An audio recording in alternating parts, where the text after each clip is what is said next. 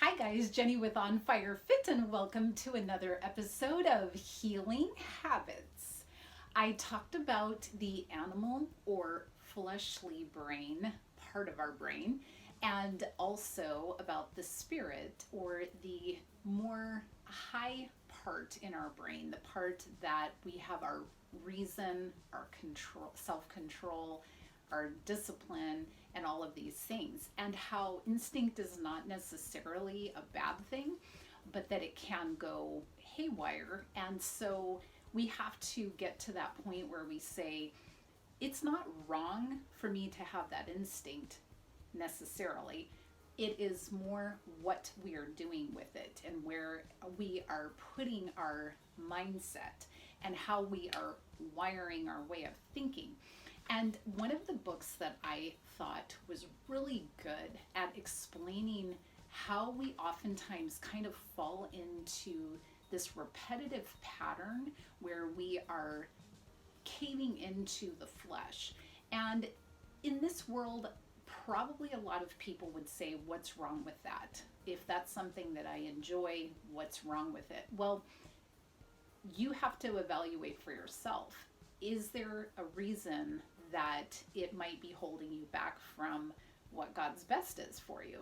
So if the instinct to eat food is not a bad thing, but you are eating so much food that you're getting diabetes, or your weight is holding you back from things, or you feel sluggish, or whatever else might be going on, perhaps that's not working in your best interest. The instinct wasn't bad, but maybe the instinct went in the wrong direction. You can apply that to anything really.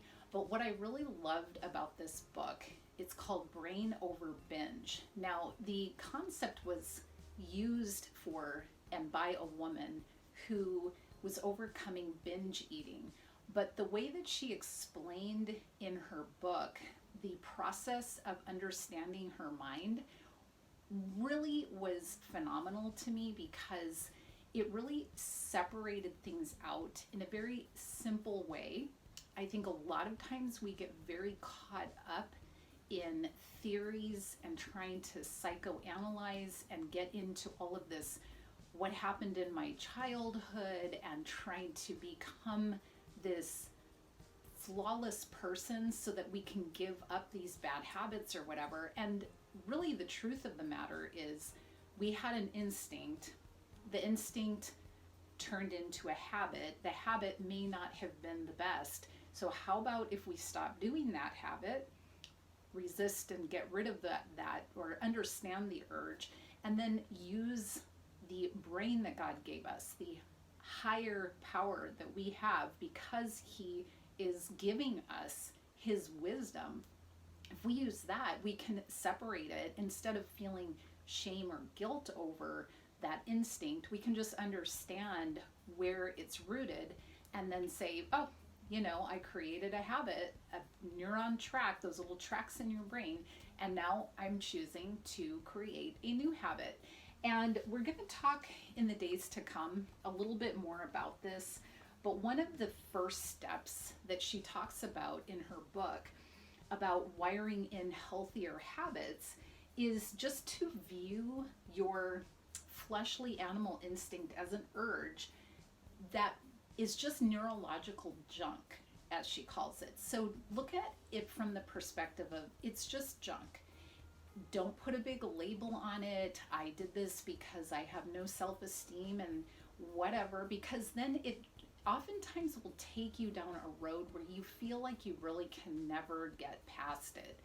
There may be some things that you need to work on separately. We always will have that. We will always have things where we need to improve in our life.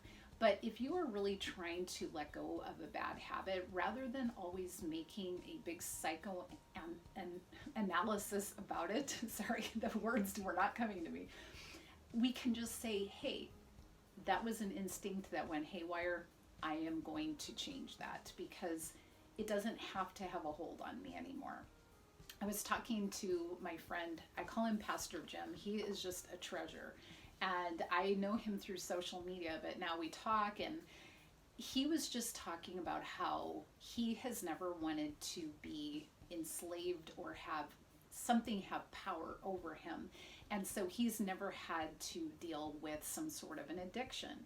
And I think that's an extreme blessing because addictions are very difficult to get over. But what he really was getting at is that anytime we have something, let's just say this is the instinct that went haywire and a repetitive pattern that we have done over and over and over, a habit, it starts to have power over you if you don't recognize it. But when you can say, hey, I'm just going to separate that out. I understand what that is. That's old junk. And that's not who I am. That's not who God made me to be. And you can see that you have it within you to let go of that old junk and be able to move forward.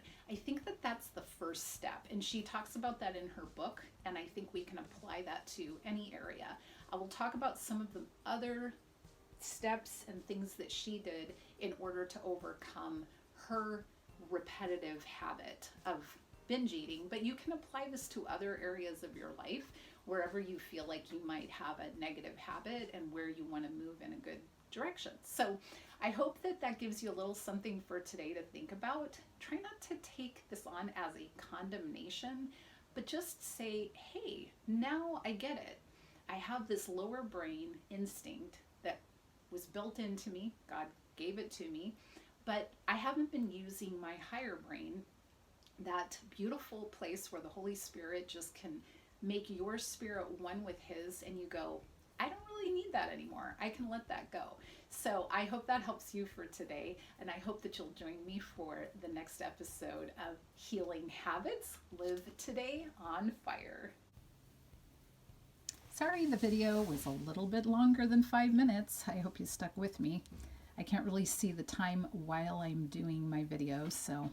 And here are the heels in case you wanted a little up close look. These are from Target. Gotta love Target. And mules. Everyone knows my mule story, and if not, you'll have to watch one of my old mule videos. Okay, thanks so much for being with me.